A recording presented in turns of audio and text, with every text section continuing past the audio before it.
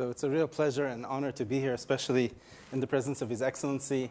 And I thought we would begin by asking a series of questions. Of course, the Arab Spring was a moment of great hope, and you had visionary leadership both before and after these events.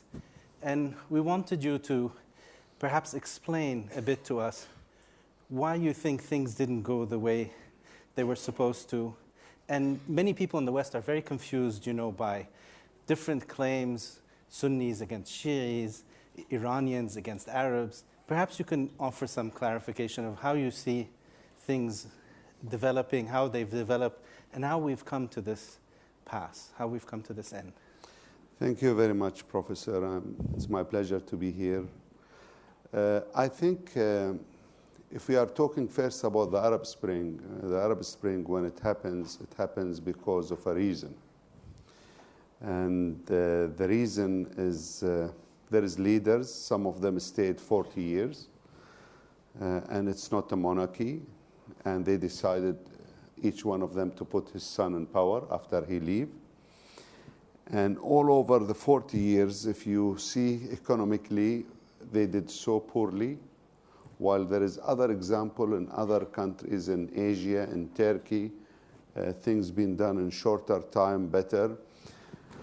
And the jobless situation is the main factor in that, in my opinion.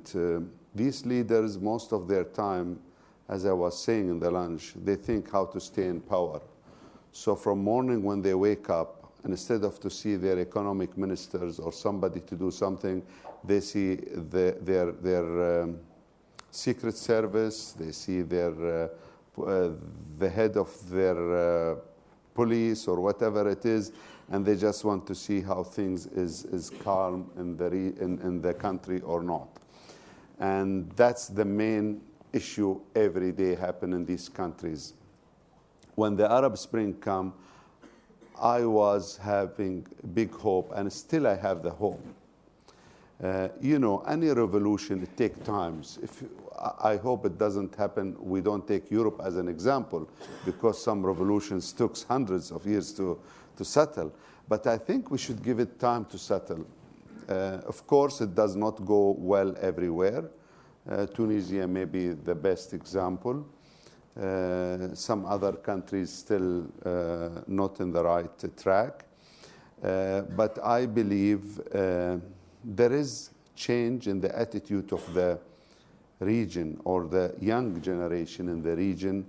And I think even if somebody hijack the power for a temporary during this Arab Spring, I don't think he can stay for long, because the demand from the people about the quality of the leaders is different than before. And this demand will continue and will raise, in my opinion. There will be downside, there will be upsides, but that's not the dangerous thing in the region. The dangerous things is, if I would like to pinpoint, is the Shia-Sunni war, which I can see. And this war is, we could see it from few years. It was flaring slowly. I don't want to blame this part or that part, but I think this could be catastrophic. And if you put Daesh, if you put Al-Qaeda before, they was talking about the Palestinian problem, mainly. And now when you talk about Daesh, they talk about the Shia and what they did in Iraq and the Iranian and in Syria, Hezbollah, all these situations. So there is different reasons. Of course, I still think the Palestinian issue, if it's been solved, it could take a lot of cards from the table from the terrorist group, because everybody is saying that he is trying to defend the Palestinian issue or claim the Palestinian issue. If we go to Iraq and Syria, I blame our friends and allies, the American. I think this mess is because of them. We don't need to go to Iraq. In 2003, Iraq was doing a balance. Now we don't have the balance. In all these issues, the Iranian, I respect their mentality. They are the winner, and they benefited from all the disputes in the region. In Iraq, in Syria, in Lebanon, in Yemen, in Africa, in some countries in Asia, Muslim countries. And I salute them because they are doing better. They have a target. I agree or disagree with them, but I salute them. Look how professional they are. They drag you since now 15, 20 years in the nuclear issue, and still the negotiation is going on. I think if this negotiation within any Middle Eastern country, they will not have the temper and the patience to do this negotiation this long, and we might have military action happen from this guy or that guy. But they are professional, how they run it. They overheat it, they lower heat it whenever it's needed, and they know what they want in the end. Of course, we don't want any nuclear weapon in the region because I think this will put a race, and this race will not stop anywhere else. Other countries, in my opinion, they have the legitimacy to have nuclear weapon if the Iranians have it, because that's the only way to balance this. And if you continue doing this, then there is no place where to stop. It will continue on and on.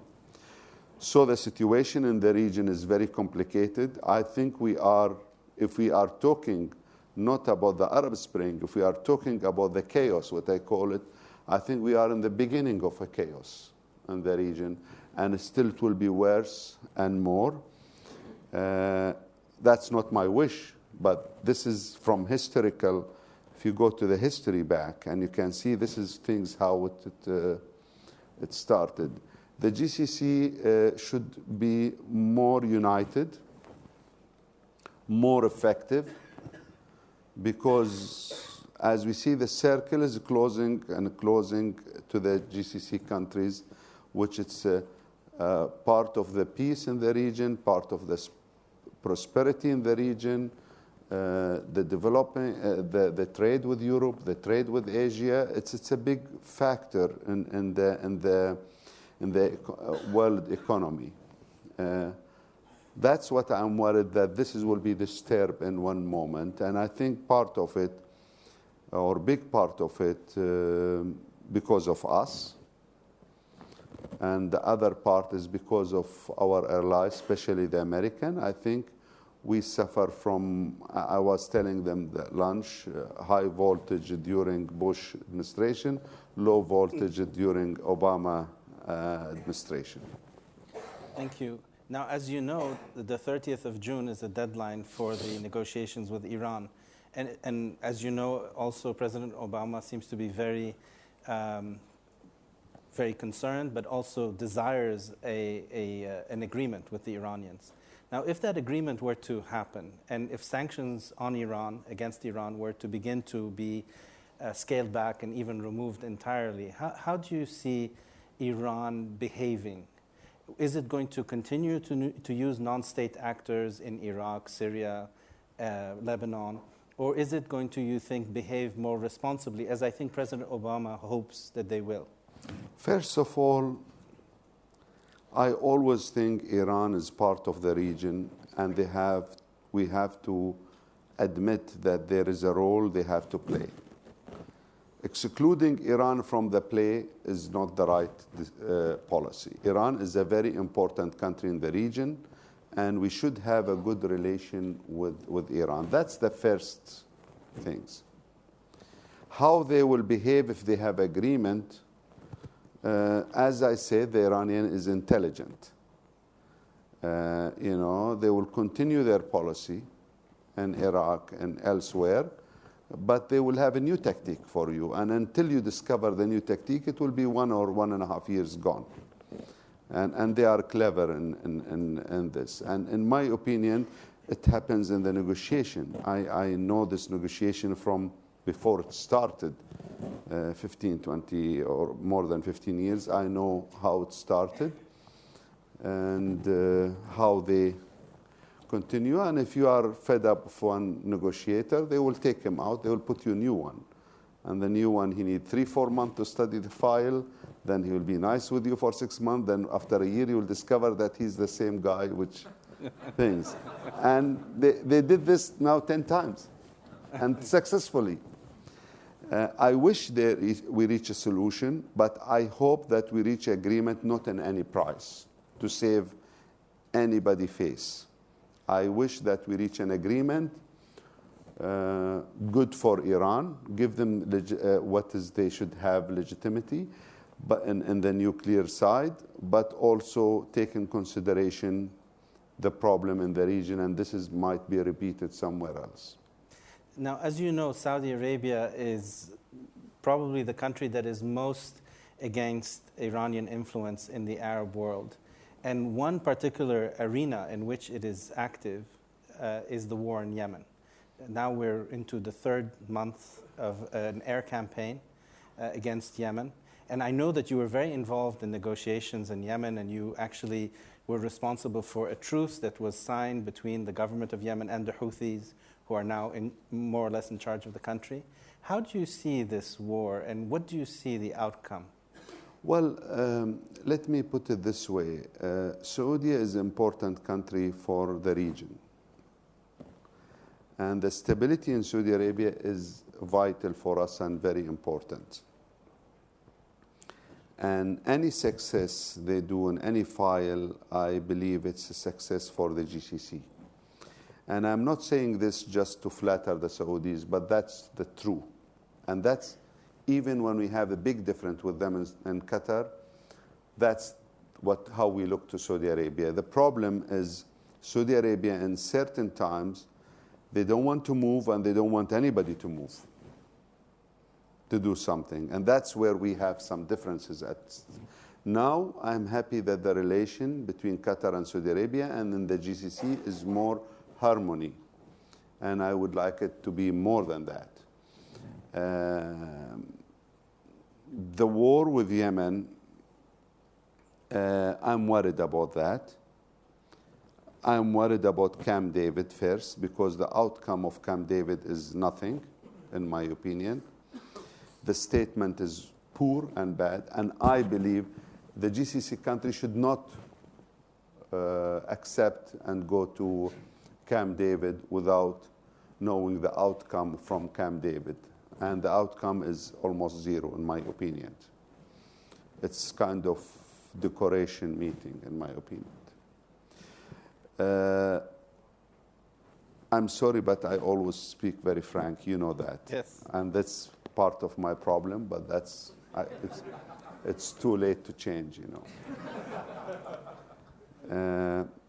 The Yemen war, we reached an agreement with the Houthis, and I was, the one who negotiated between all parties. And Ali Saleh at one time, because of, the problem between us and Saudi Arabia, that agreement been stopped. If that agreement been done and the Houthis sign it at that time, that agreement could save all this. But Ali Saleh, he was thinking about his son, how he will become the president, thinking about the money, thinking about many other things, so he could not accept to do the agreement in the end, which he signed it, which his government signed it, actually. And in my opinion, we need to know what we want from this war from Yemen. Yes, there is a lot of interference from the Iranian in Yemen. Yes, we need to fight. But there is a mystery how all this happened. The conspiracy in Sana'a and how the Houthis enter Sana'a, it's a big question mark for me. Still, I don't know, and I don't understand how they did that. If somebody one day or 1 hour told me this will happen, I will say, forget it. And you are specialized in the region, cannot go to the hardliner in Sana'a and take them out. Even without the military, nobody can take them out of Sana'a. And it happens. And that's a big, it's not conspiracy only, I don't know, it's more than conspiracy for me. I believe Oman's role is important to be as a mediator between the Saudis and the GCC countries and the Yemenis to try to find a way to solve this problem. We have to recognize all parties in their real size in Yemen. And that's not the problem, how to bring the Houthis back to their real size. How Ali Saleh, I'm not saying a secret, I negotiate, I did the agreement for him. And because he was upset, we give it to the GCC to say it's a GCC agreement which been signed. That agreement been done between me and one of my friends, Yemeni. We wrote all this. And we was shocked when the Security Council accept that agreement. And this is the first time an agreement give a president a clear cut with nobody touching him, just let him go. And now I think time to say, Security Council should say this will be cancelled because Ali Saleh did not respect his part of this agreement. This is my opinion. This is the first idea to stop the war.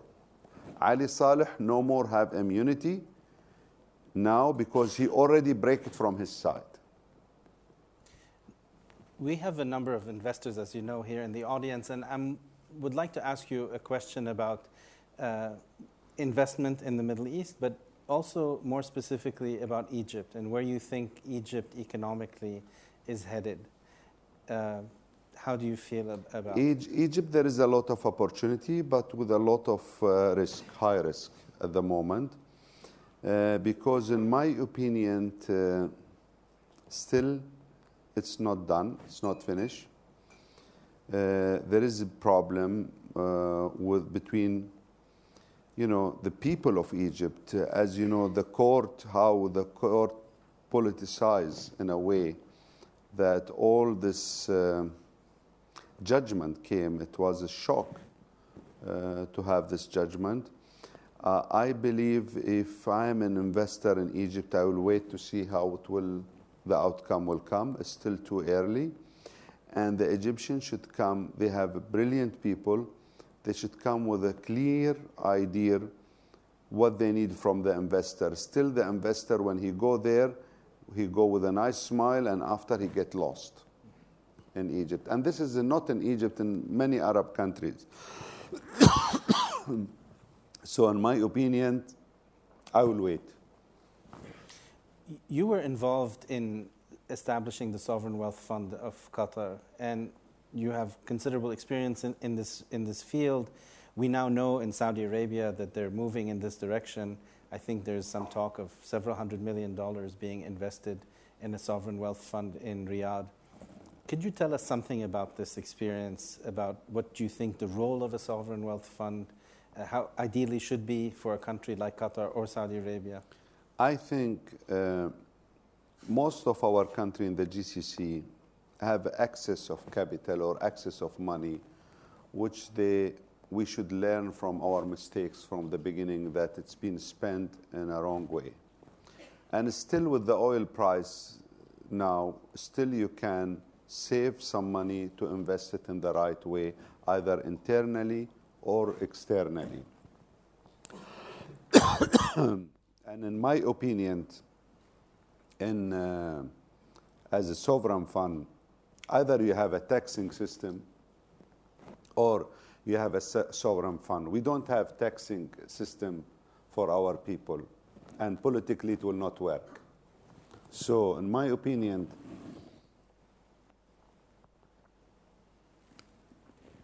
it is important to have a fund, sovereign fund, could replace the oil and gas in certain times. It's a good and bad experience. Bad in terms you do mistakes, and when you do mistakes, people does not see what you did successfully. They just go for the bad mistakes. But the most important, if you compare what you do good and bad, that the majority should be done 80% or 70%. You should do the right target for you. But I think sovereign fund is important for the region. since they have no policy of doing any taxes on the people, and since that you don't have all the investment opportunity in the region. For Qatar is small. You cannot have more opportunity, so you have to go outside to look for opportunity. Saudi Arabia is different. I think you can have a lot of opportunity in Saudi Arabia because they can invest inside more than outside. I remember once when we advised the Egyptian during Hosni Mubarak, they thought because of our gas, we told them don't sell the gas, use the gas inside Egypt. The $1 could be $5 if you do. You will have more employees, you will have more result financially out of it. And I remember what Hosni Mubarak said. He said, no, maybe you don't want us to compete with you in the gas. We say, no, it's different. We have a lot of gas. You cannot compete with us. And we go for a different market than you. But don't, and right now, they have a liquefaction gas terminal in Egypt closed. All of us we know, with at least 18 million ton of gas, and it's closed. They give the Israeli the gas at one moment, and they think they will do liquefied gas. And we always tell them, my God, you know, they could use that gas for their electricity, for their factories, petrochemicals, many other things, and the result will be much better for them. Could you, I know that you're also a private investor and that you manage your own funds. I would like to hear a bit about your philosophy, your investment philosophy. How do you think about maintaining capital while also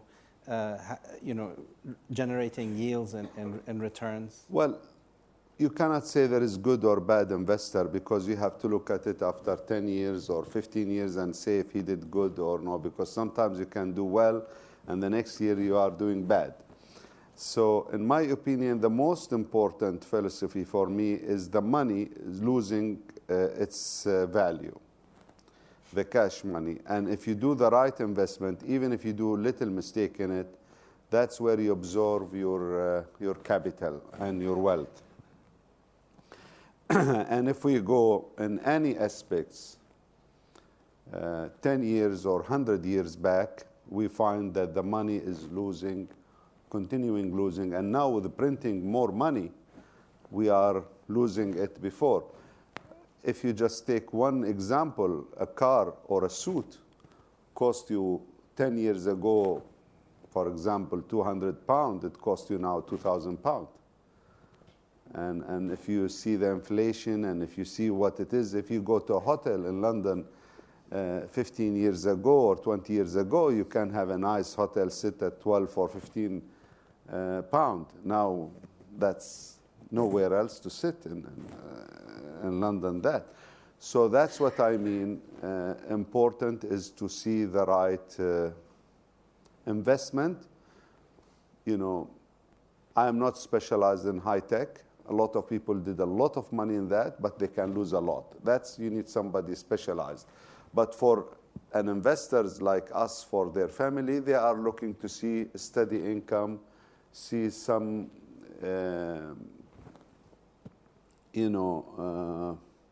any kind of investment which give maybe not high return, but you cannot lose a lot in it. So that's our strategy in our family fund. Thank you. Now we have time actually for questions from the audience, and His Excellency kindly agreed to answer questions. So if any of you please have questions, please raise your hand so I can see you. Sorry, if anyone. Now come on, don't be shy. Yes. Yes, sir. Yes. Oh, is it ma'am? Yes, please, ma'am. I'm sorry. Thank you very much. My name is Mona Korte, Deputy Minister of Finance from the Republic of Ghana. Your Excellency, I wanted to ask you, because I know that sometime last year you made an investment in Nigeria, a resource-rich country, which is very close to my country, Ghana. And I was wondering if you were considering making any more investments in the rest of Africa, especially in West Africa, with all the resources there, and the fact that democracy has proved itself, therefore there's stability, there's security in that region of Africa, and also the fact that the returns are pretty steady, as you've described in that area. So I'd like to know your thoughts on that. Thank you. Well, we are always open to any new ideas. In fact, we did other things than Nigeria in Africa. But for me, Africa, I think it's a very promising continent, and there is a lot of opportunities. The problem, we don't know Africa very well, and we need to know it very well, and we need stable, what we call it, kind of rule of law, stable mechanism which we can understand how to invest in Africa. I think there was a question at the back. Archie Struthers from Aberdeen. It's a very philosophical question, but I wondered if you could talk a bit about, is it conceivable there could be reconciliation between Shia and Sunni? And what form might that take, given you said we're at the start of a potentially chaotic period? I think if we stop telling each other that you are wrong and I am right, that's the first thing to do, reconciliation. The problem, everyone wants to destroy the other, and he doesn't want to recognize the other party. And I think that's the big problem we have now. I think we should live like what we lived before, between Shia and Sunni, Christian, Jew, any other religion. We should live in peace, and whatever your own religion, it's your own religion, and I have to respect you and respect your mind. That's the problem which we don't have now between the Shia and the Sunnis.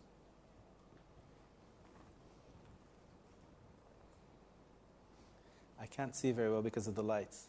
Yes, sir. Matt Borstein, Deutsche Bank.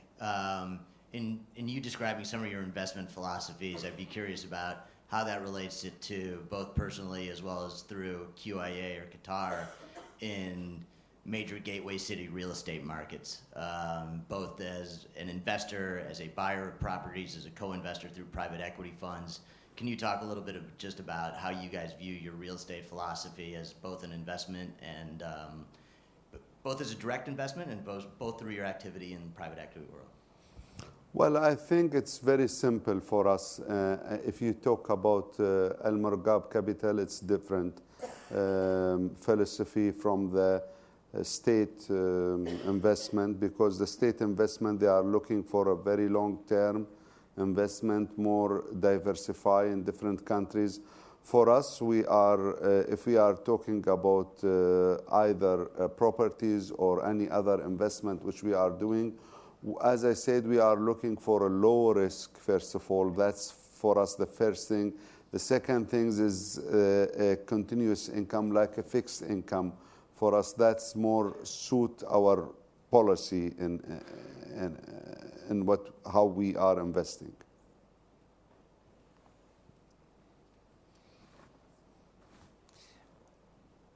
I have several more questions. If I don't see anyone raising. Oh, Anju, would you?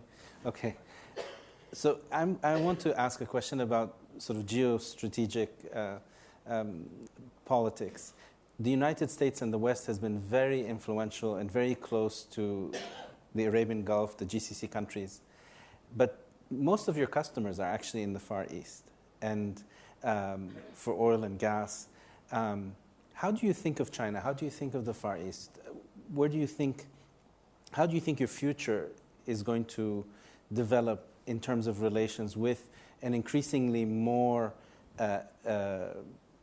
militaristic, aggressive China, a more assertive China, perhaps not militaristic, but assertive? Well, I believe in Asia, and I believe that's our natural market in Asia. The big problem that we should face is the historical relation and the new relation with Asia, which it's growing now. Historical, we enjoy good relation with the West, with America. I believe this relationship have to be corrected because the situation is not like before. We are not the seller of the oil anymore to the America. For that, there is a different approach for us, and how the American look for their interest is different. Unfortunately, that's what we learn from the history from our friends in the United States, that this could change with the interest. I understand this very well, but in my opinion, if we are talking with Europe, I think the relation is different and should be more tight. The problem is Europe, they don't have their own identity. Historically, after the war, Europe is belonged to America in a way. And now, if they want to do or identify their identity, they need time also to recognize this. And with our problems in the region and in this world, you need sometimes a military capability. You don't have the military capability in Europe now. Look at the problem in Ukraine. I think you can solve it as European. Now it's not in your hand completely, because you need also to see the American, what they are thinking about this problem. So that's the problem. It is same with us, with the American. I am pro-America. I enjoy a lot of good relation, and I believe that's the only country today with the capability to help if they need to help. And if they help in the right way, because sometimes they think to help and they make damage more than they help. But that's because it's a big country. And if you go to Asia, the culture need to be studied more, especially with China, with India. India is more close to us. We know the culture better than when we are talking with China. But I believe the relation slowly will be more with Asia, even politically will be, but it needs time. But I don't want to put it like the people sometimes, if they are upset from United States, they go to Russia or this. That's not the right way politically, because I think this is a very light weight. If we look at the problem and we just, if I'm upset with you, I move to that. That's not the way how to deal with it, you know. I believe you need to talk with your friends more in depth and to see what is their problem and to tell them what is your problem also.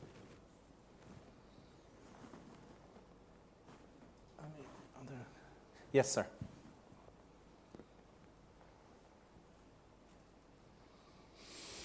Hello, Jim Dilworth at Deutsche Bank. You spoke, Your Excellency, you spoke about clearly the role of Saudi Arabia and, of course, of Iran in the region. There's a third, if you will, power in the region, that's Turkey. What is their role in perhaps mediating this conflict? I think Turkey is a very important country in the region, and I always believe that Turkey should be part of the Middle East, or if you would like to say, it's a very close to the Arab country for many historical reasons, reasons. So Turkey could be a very important element in the region. The most important thing is how we can let the others accommodate everybody, you know, because Egypt have jealousy from Turkey, for example, to be frank. Okay, fine, I understand this, but Egypt have to be a country like Turkey, so we can say, okay, we prefer Egypt than Turkey.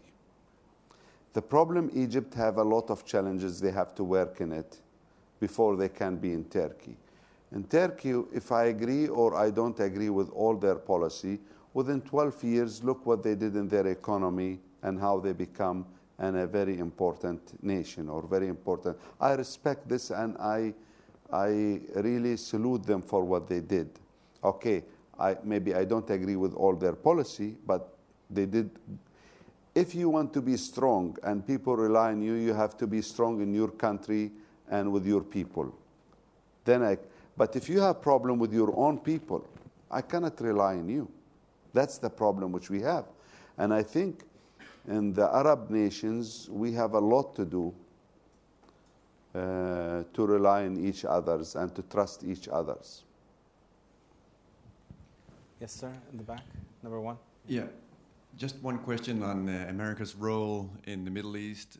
What is the right role for the U.S. to have here in fighting ISIS and doing the things that they're doing? Should they be more active, or should the U.S. just stay completely out of the Middle East?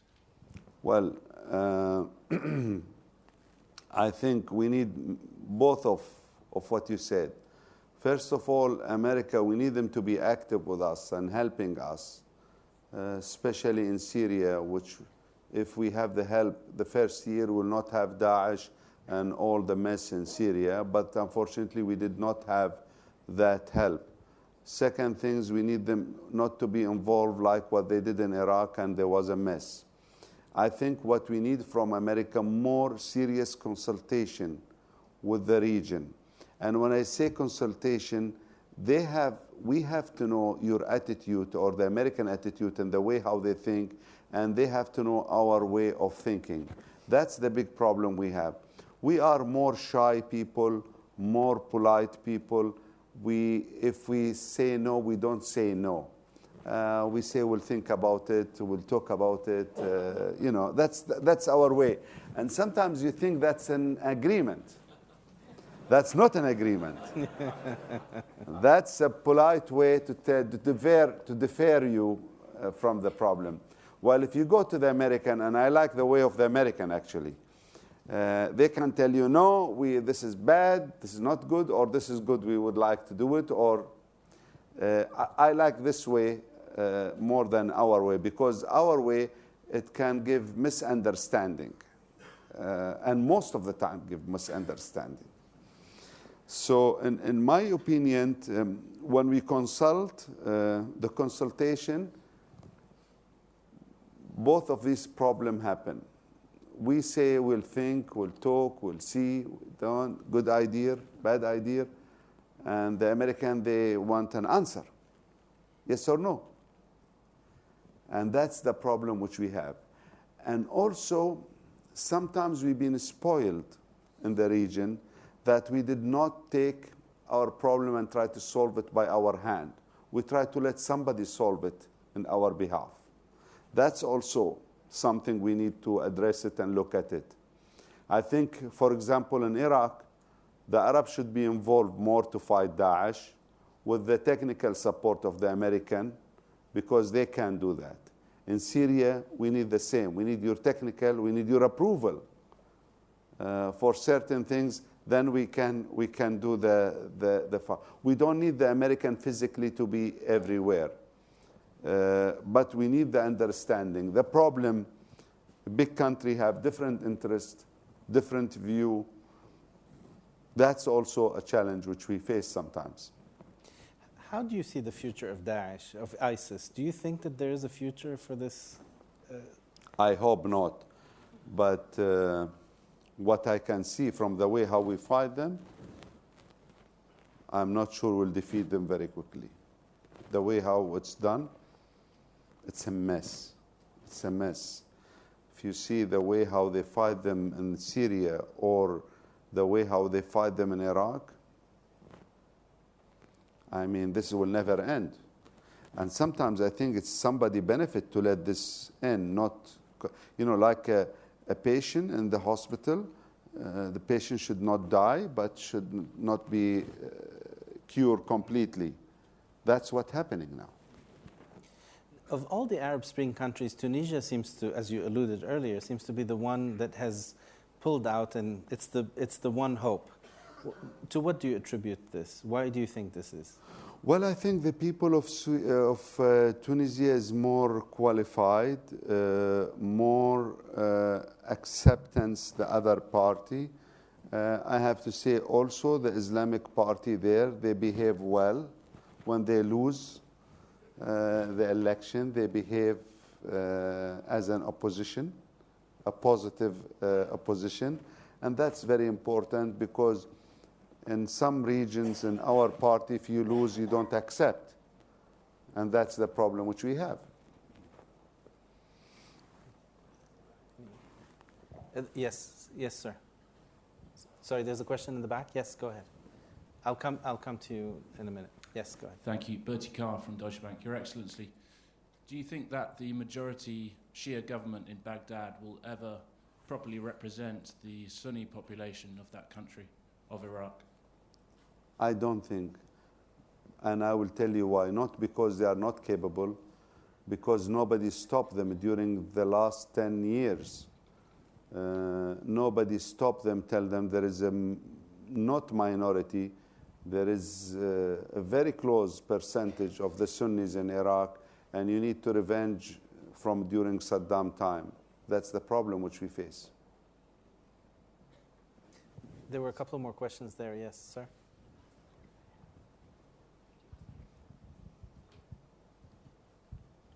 Yoshihara from Mizuho Bank, which is a Japanese bank. I have two questions about oil price.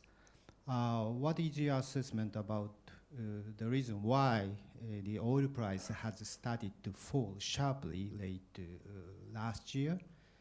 And second, where's the oil price going to, the upside or downside? Especially, we expect the Iran is going to come back to the market in some stage. Well, I believe what happened last year, all of us know it, what happened. There was, the shale gas and the shale oil from United States make big effect, and the recession also, 2008 recession, make big effect in the prices. But in my opinion, the prices was over-exaggerate. The problem is the shooting the price from $20 or $30 to $150. That was the problem. The market cannot tolerate to take in 1 year high prices in oil. If you compare, if you give the oil 2% only inflation every year, and if you go back to the 73, the shock after the war, the Arab-Israeli war, and if you take 2%, the price of the oil should be 160 or 170. The market can take that if it was a steady increase slowly. Because if you go to the GDP in America or how much the oil is there, it's 1% and something. It's not a big percentage. But the problem is the spikes in the oil price. That's what make the shock in the market and the prices. And in my opinion, is where is the prices going? I don't think we will see the high prices like before, because there is a lot of alternatives and a lot of new supply coming to the market from Africa, from Asia, from United States, from Canada. And for that reason, I cannot see the price of the oil. And in the shale oil, there will be a new technology within 2-3 years. You remember a few years ago, they say the oil will be, they cannot sell it less than $80 because of the high expense in the wells. And now they are talking about between $45 and $55. And my information, there is a new laser technology for drilling, which will reduce this to the half price. For that reason, I cannot see that the prices, it might go for 80 or 85 for a while, but in the long or medium term, I think the price of the oil will stay in the 60s or 50s, in my opinion. Yes, sir. Following on that question, how do you assess the role of OPEC in oil price market price determination going forward? Well,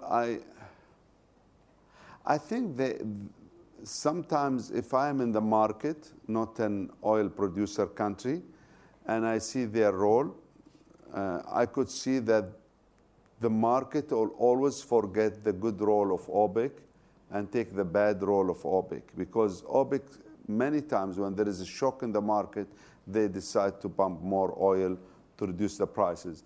And there was an understanding for many, many years between the West and especially our region, the GCC, about the oil prices and to produce more and to pump more to keep the prices in the right level. And I remember when I was talking about somebody in the United States when the prices of the oil went to $7 per barrel, and we was telling them, look, this is very dangerous and we need help. They say, well, this is the market, free market. But when it go up, they say to us, do something. Cannot be like this. We will take you to the court if you don't do something. So there was no balance. But I see OPEC play a positive role, in my opinion. Are there any? Yes, sir. There's one right here. Hi, Roberto Rosati, Deutsche Bank. A question to you as an investor. Leaving Greece aside, what do you see as the next big risk in Europe? Where are you nervous to invest? I will not say a country, but the problem in Europe, and maybe you know better than us, my big risk is your parliament, European Parliament, and your central. You have 28 voice, and 28 voice in Europe, it gives you 28 different opinions, and one country could do veto. I think this is your downside in Europe. I think if you take United States, how they fix their problem quickly, because there was one decision.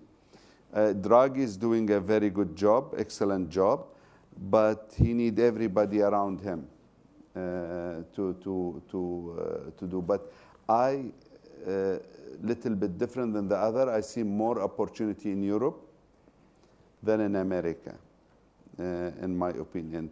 Because sometimes I cannot understand the valuation in America, how they do it. I cannot understand how they make the valuation in some companies, which they say their revenue is 100 million, so if you calculate it, it's 10 billion. How? Revenue. And if you tell them, okay, how much they do profit, they say, no, they are losing like 200 every year, but they will get it. There is a trick here. I don't know about it, and I cannot. But if you go to Europe, the calculation is more simple for me. I can understand it. I can understand it a little bit.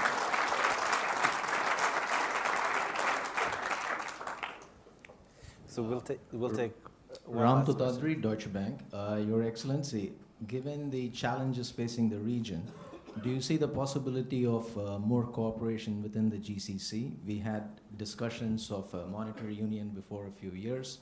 How do you see that possibility coming back, or a more political monetary union? I believe GCC have no choice. They have to work together, not only politically, militarily, economically, they have to work together. The problem, they have to take from their opinion that whose will dominate the others. The benefit should be for everybody. If they lose, should be for everybody. They should respect each others and work accordingly. If they can do this, there is many opportunities still not being discovered or not being addressed in our region. I would like to thank you so much, Your Excellency, for gracing us. Thank you again. My pleasure. Thank you. Please join me.